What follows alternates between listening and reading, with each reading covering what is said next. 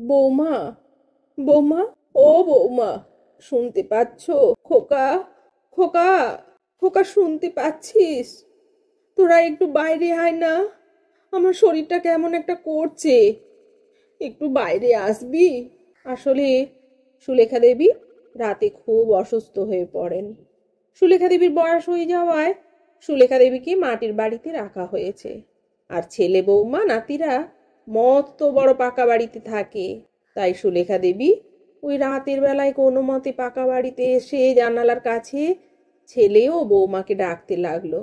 বৌমা, ও বৌমা, একটু উঠবে? আমার শরীরটা খুব খারাপ লাগছে। খোকাকে একটু ডেকে দাও না। বৌমা, বৌমা, ও বৌমা। বৌমা এবার বিরক্ত স্বরে বলল, সারাদিন তো এমনিই জ্বালাতে থাকেন, তাতেও কি আপনার শান্তি হচ্ছে না? এখন রাতের বেলা একটু শান্তিতে ঘুমোবো, তারও উপায় নেই। না বৌমা, সত্যিই আমার শরীরটা খুব খারাপ লাগছে। খোকাকে একটু ডেকে দাও না। কই গো, তুমি ওঠো, তোমার মা জননী তোমাকে ডাকছে। রাত বিরেতে কি নাটক শুরু করলো দেখো এবার। সুলেখা দেবীর ছেলে রাজেশবাবু এবার বললেন, সারাদিন প্রচুর খাটাখাটনি হয়েছে মা, যা দেখার আমি সকালে দেখব, তুমি এখন গিয়ে ঘুমিয়ে পড়ো। মালতী দেবী আবার বলতে লাগলেন, একবার আয় না রে খোকা। এই বলে মালতী দেবী জানালার কাছে পড়ে যান। আওয়াজ শুনে রাজেশবাবু এবং রাজেশবাবুর স্ত্রী বাইরে বেরিয়ে এলেন। এসে দেখেন মা জানালার কাছে পড়ে আছেন। তারপর রাজেশবাবু মাকে তুলে নিয়ে গিয়ে মায়ের বিছানায় শুইয়ে দিলেন।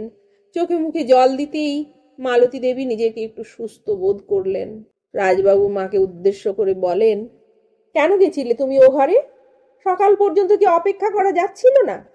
না আমাদের ব্যতিব্যস্ত না করলে তুমি শান্তি পাও না? আমরা সারা দিন প্রচুর খাটাখাটনি করি মা, তোমার মতন বসে থাকি না। তাই দয়া করে আমাদের রাতে একটু শান্তিতে ঘুমোতে দাও।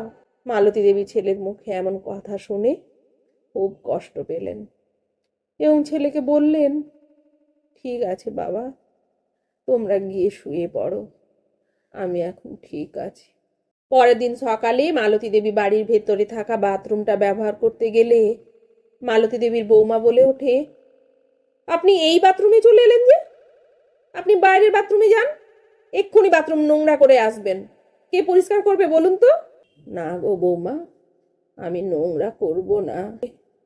আসলে বাইরের বাথরুমটা এতটা দূরে, যেতে আমার খুব কষ্ট হচ্ছে।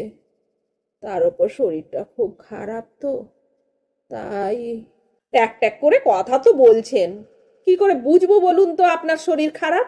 এরপর মালতী দেবী নিজের রুমে গিয়ে দরজা বন্ধ করে দেন। কিছুক্ষণ পর ওনার ছেলে রাজেশ মাকে খাওয়ার জন্য ডাকতে গেলে দেখেন মায়ের রুমের দরজা বন্ধ। মাকে অনেক ডাকাডাকি করার পর মা দরজা খুলল। কি হয়েছে তোমার? তুমি এভাবে দরজা লাগিয়ে দিয়েছো কেন? কি আর করব বল, দরজা বন্ধ করে দিয়ে একটু জোরে জোরে কাঁদছিলাম, যাতে মনটা একটু হালকা হয়। আর দরজা বন্ধ করেছিলাম কারণ আমার কান্নার আওয়াজ যদি তোদের কানে পৌঁছয় আর তোদের যদি আবার কোনো সমস্যা হয়, তাই ভেবে দরজাটা বন্ধ করে দিয়েছিলাম। জানিস খোকা, তুই যখন ছোট ছিলি কত রাত যে আমি ঘুমাইনি তার কোনো হিসেব নেই। সারাদিন ঘর সংসারের কাজ, তোকে সামলানো, সব করার পর শরীর বড় ক্লান্ত হয়ে যেত। রাতে যখন একটু ঘুমোবো বলে ভাবতাম, তখনই তুই কেঁদে উঠতিস। তোকে কোলে নিয়ে সারা রাত বসে থাকতাম, যাতে করে তুই কান্না না করিস। আর তোর একটু হাসি মুখ দেখলেই আমি সমস্ত দুঃখ কষ্ট ভুলে যেতাম। আর আজ আমার অবস্থা দেখ। ছোটবেলায় তুই কতবার বিছানায় পেচ্ছাপ করে দিয়েছিস। তোকে ওইখান থেকে তুলে শুকনোতে শুয়ে আমি তোর ওই পেচ্ছাপ করা জায়গাটায় শুয়ে রাত কাটিয়েছি।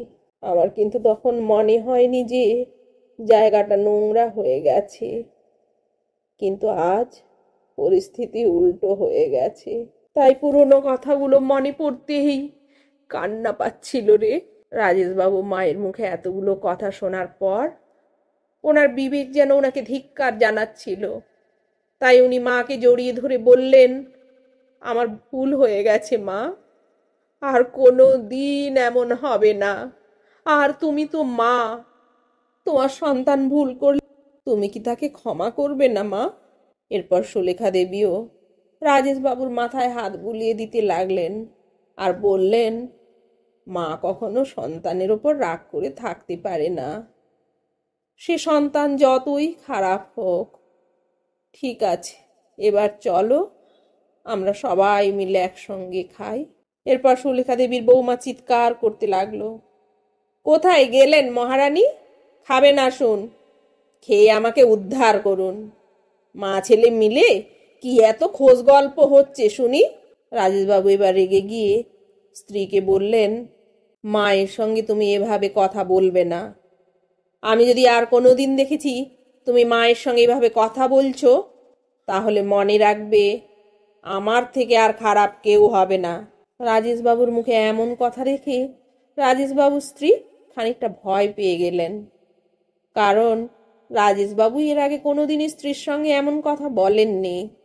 তাই এরপর থেকে সুলেখা দেবীর বৌমাও সুলেখা দেবীর সঙ্গে খারাপ ব্যবহার করার সাহস দেখায়নি।